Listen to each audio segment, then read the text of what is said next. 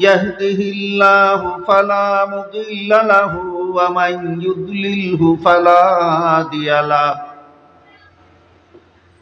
ونشهد أن لا إله إلا الله وحده لا شريك له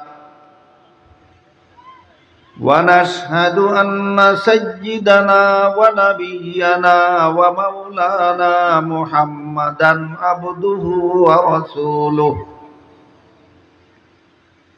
صلى الله تعالى عليه وعلى آله وأصحابه وبارك وسلم.